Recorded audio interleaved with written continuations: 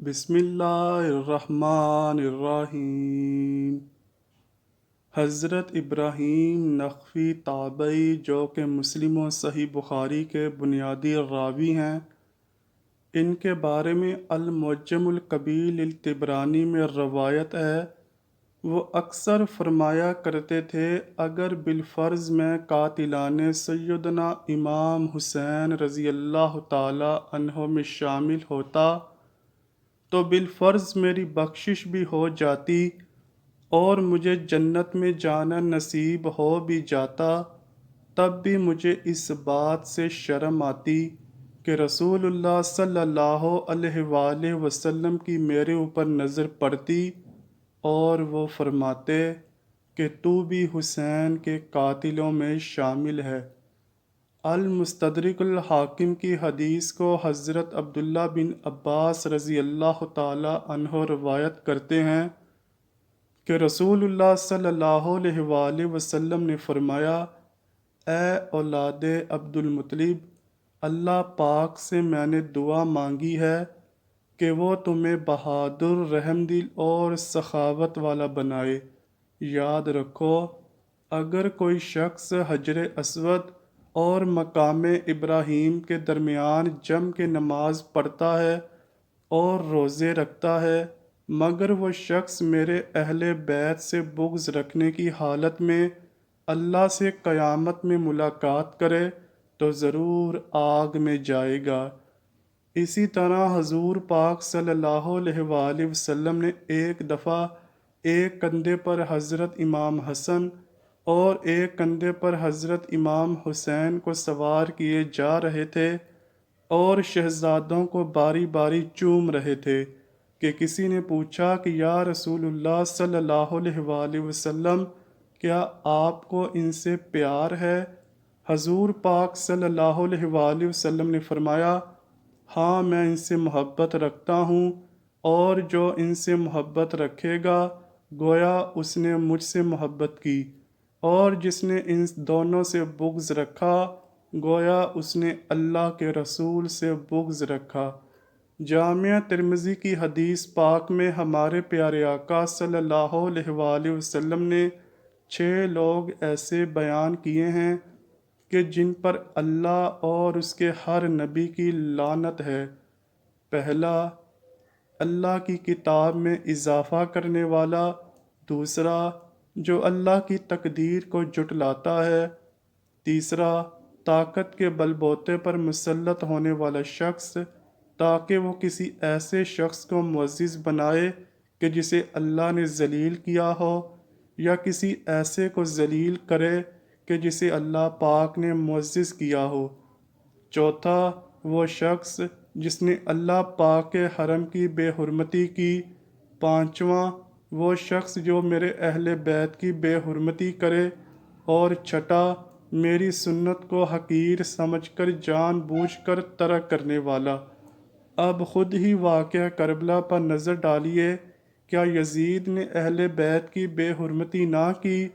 کیا یزید نے مکہ اور مدینے پر حملہ نہ کروایا؟ صحیح بخاری کی حدیث میں ہے کہ رسول اللہ صلی اللہ علیہ وآلہ وسلم نے فرمایا، محمد کے قرب کو اہل بیت میں تلاش کرو۔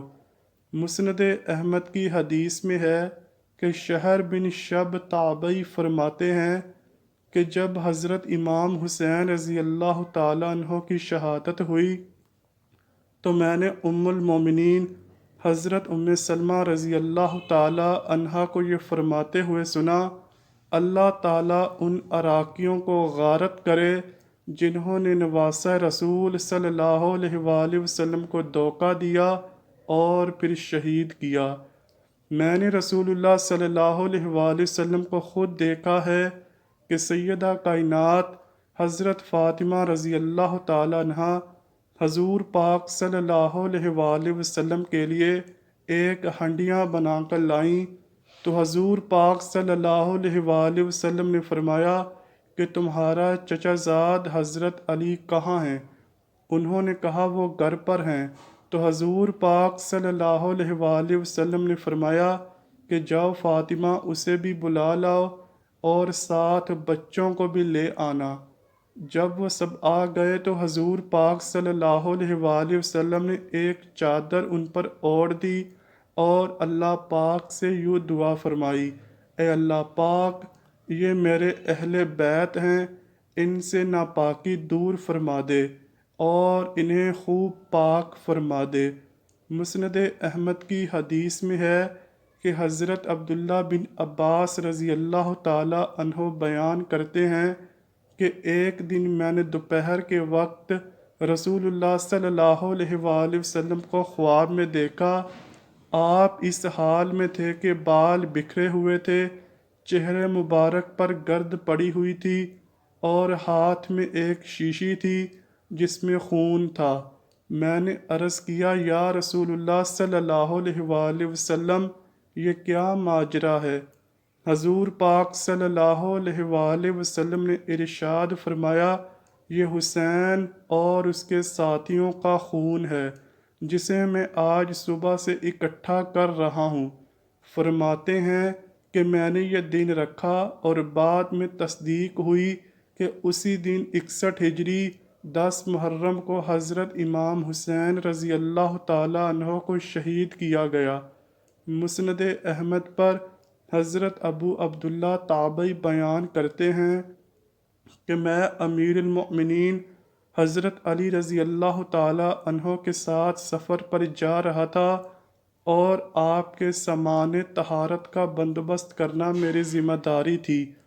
فرماتے ہیں کہ ایک دفعہ ہم صفین کو جاتے ہوئے فرات کے قریب سے گزرے تو اچانک حضرت علی رضی اللہ تعالی عنہ فرمانے لگے: اے حسین، فرات کے کنارے صبر کرنا، اے حسین، فرات کے کنارے صبر کرنا۔ میں نے پوچھا: اے امیر المؤمنین، کیا بات ہے؟ اس پر حضرت امام علی رضی اللہ تعالی عنہ نے فرمایا: ایک دفعہ نبی کریم صلی اللہ علیہ وآلہ وسلم کی بارگاہ میں حاضر ہوا تو حضور پاک صلی اللہ علیہ وآلہ وسلم زار و کتار رو رہے تھے۔ میں نے بے چین ہو کر پوچھا: حضور، کس بات نے آپ کو غمگین کیا ہے؟ حضور پاک صلی اللہ علیہ وآلہ وسلم نے فرمایا: ابھی جبرائیل میرے پاس آئے تھے تو وہ مجھے اللہ تعالیٰ کی طرف سے خبر دے رہے تھے کہ بے شک حسین کو فرات کے کنارے شہید کر دیا جائے گا۔ اس کے بعد حضور پاک صلی اللہ علیہ وآلہ وسلم نے مجھ سے فرمایا: اے علی، کیا میں تمہیں مقتل کی مٹی نہ دکھاؤں؟ میں نے کہا: جی حضور۔ چنانچہ حضور پاک صلی اللہ علیہ وآلہ وسلم نے اپنی مٹھی کھولی اور اس میں مٹی تھی۔ اس کے بعد ہم دونوں اپنے آنسوؤں کو نہ روک سکے۔ دوستو، ایسے نواسے کو شہید کیا گیا جس کے لیے ہمارے پیارے نبی صلی اللہ علیہ وآلہ وسلم نے کئی مرتبہ سجدہ لمبا کیا، بہت دفعہ خطبہ چھوڑ دیا، کئی دفعہ نماز لمبی کی، کئی دفعہ جماعت چھوٹی کر دی۔ صحیح بخاری، جامع ترمذی، صحیح مسلم اور مسند احمد سمیت حدیث کی تمام کتابیں حضرت امام حسین اور حضرت امام حسن کی شان مبارک میں بھری پڑی ہیں۔ بہت سے ایسے مقامات پر جس میں حضور پاک صلی اللہ علیہ وآلہ وسلم نے فرمایا ہے کہ حسین مجھ سے ہے اور میں حسین سے ہوں۔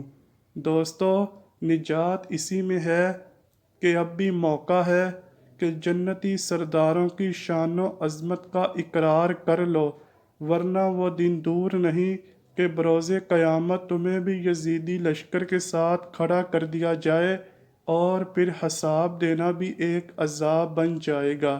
اے اللہ پاک، ہمیں، ہمارے والدین اور ہماری نسلوں کو بھی نبی پاک صلی اللہ علیہ وآلہ وسلم اور ان کی اہل بیت سے سچی محبت عطا فرما دے۔ دشمنان اہل بیت اور بغض اہل بیت رکھنے والوں کو ہم سے دور فرما دے۔ اے اللہ پاک، ہمارا تن من دن سب کچھ نبی پاک حضرت محمد صلی اللہ علیہ وآلہ وسلم اور ان کی اہل بیت پر قربان ہو جائے۔ کمنٹ سیکشن میں آمین لکھنا مت بھولیے گا۔ امید کرتا ہوں کہ آپ کو ویڈیو ضرور پسند آئی ہوگی۔ اگر ویڈیو پسند آئی ہے تو ویڈیو کو لائک کیجیے، شیئر کیجیے اور چینل کو لازمی سبسکرائب کیجیے۔ ملتے ہیں اگلی ویڈیو میں، تب تک کے لیے اللہ حافظ۔